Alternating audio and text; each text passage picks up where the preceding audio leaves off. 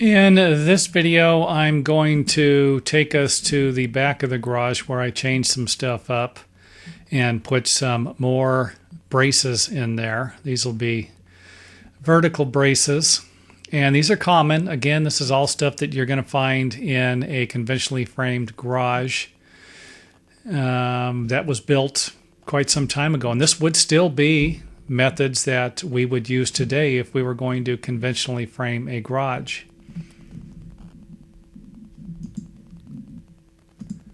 Okay, let's take a look at some of these vertical braces are going to be angled. They aren't going to line up with the roof rafters. You can see here this one is at quite a bit of an angle. And you could always nail it to the other side. Instead of nailing it on the right side, you could have nailed it on the left side, but it still would have been at an angle. You're going to look at what's going to be the least amount of the angle as possible as to what choice you're going to use to which side you put these braces on.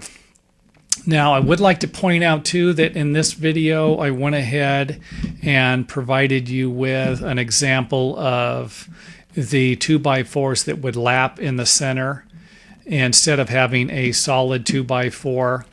This is this is another way that they frame these types of garages, and they just, to get the tie, I'm pretty sure that it would be a standard. This would have to lap about 4 feet and probably have about 10 nails in it. 8 to 10 nails, but again, that would be hard to say. In the old days, they would lap these things 4 to 6 feet and put maybe 4 or 5 nails in them. That might not be something that would be a standard practice today. But again, I wanted to give you an example of what that would look like. Hopefully get an idea there. It's still going to be connecting the rafter and the wall plate to the other side. It's just not going to be a continuous board. Now, here's what I wanted to talk about. These braces, see if I can get a good angle here. These braces here, you're usually going to have a brace in the center, and a brace might be spaced every 8 feet instead of 4 foot on center. You'd have something like this with the strong back and the rafter ties. That'd be a common situation. Or something like this, where you're going to have a brace going up to a rafter, tying to the rafter tie and to the strong back. You'd put probably about 3 to 4 nails into the rafter tie and probably about 2 nails into the strong back going into the vertical brace there. And again, this would be the same situation here, but it wouldn't be the same situation here. I went ahead and removed one of the strong backs. And because this is another common situation. You might not have a strong back, but you'll have a couple of these braces. You might have one in the center. You might have 2 on the sides, or you might just have the 2 on the sides, none in the center. It just really all depends on how it's built, because the vertical ties aren't usually going to be a requirement from the engineer, just the rafter ties. But again, it's rare. It's going to be extremely rare to come across a situation where you just have a rafter tie without something holding it up. A 2x4 can span that far, but without some type of brace, the support here, you could end up with some pretty bad sags in these rafter ties over the years. And again, you just put one more board in there and you've solved your problem for the most part.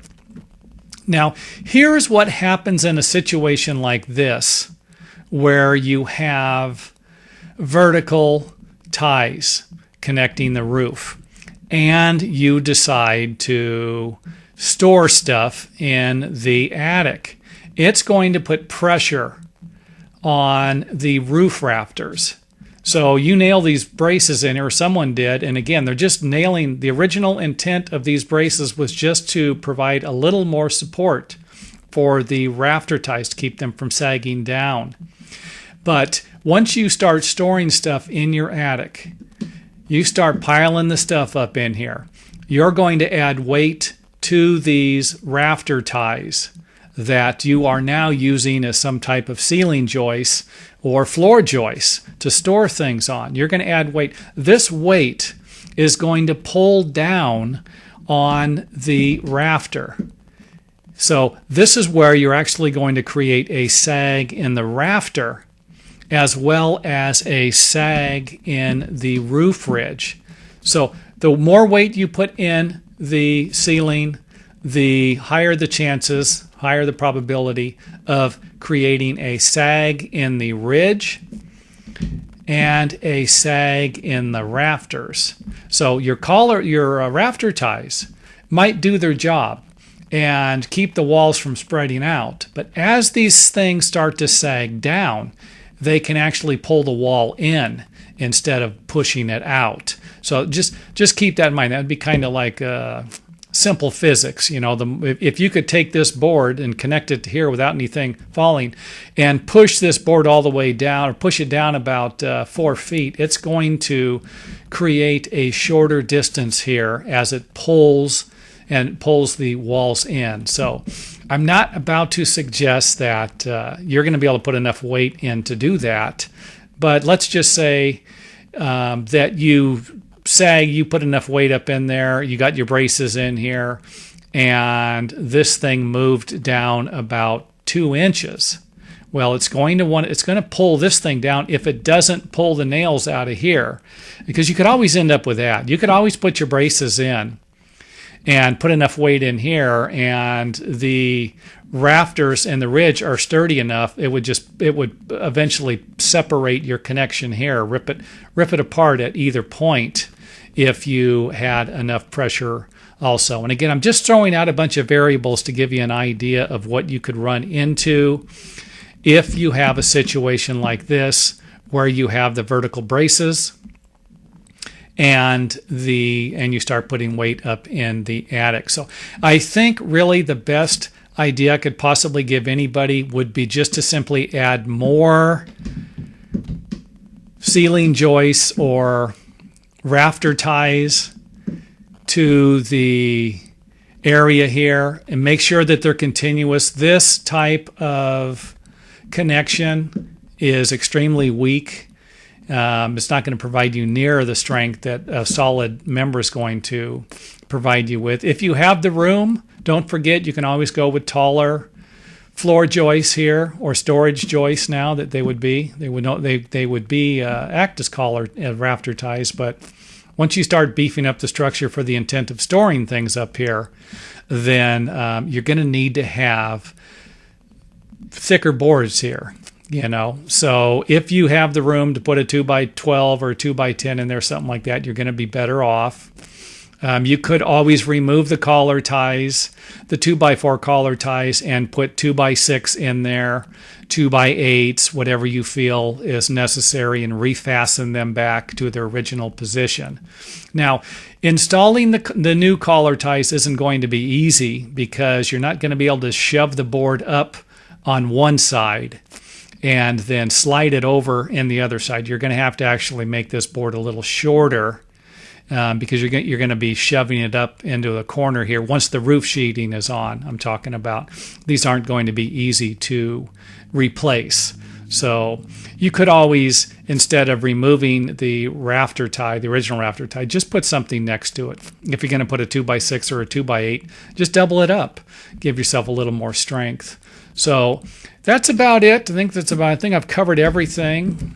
I hope I answered the question from the original email that I received, and I hope that you also have learned what you shouldn't do with your 2-car garage roof, and what you might be able to do to create a little stronger structure if you're going to store stuff up there no matter what. Now, one last point I'd like to make, and I made it already a couple times in this series, is that I've seen plenty of people store stuff in, just put some plywood up here or put some 2x4s up here and store boxes in here and not have very many problems. And I've even seen them do it with truss roofs also. And I'm covering conventional roofs here because truss roofs, it's the same thing kind of could apply to a truss roof. If you have a truss roof, the bottom cord is acting as a rafter tie, but it's not going to be a ceiling joist. So if you were going to turn it, if you wanted to make it a little stronger, then you would start nailing larger boards to the original or to the bottom cord, or don't even attach it to the bottom cord at all. Keep it separate. Keep your new ceiling separate from the roof. That way you don't put any pressure on the truss itself. So if, for example, you just nailed another 2x4 to the truss, then you'd have the same effect once you started loading the weight on here. It's going to start putting pressure on the bottom cord and wanting to pull it down.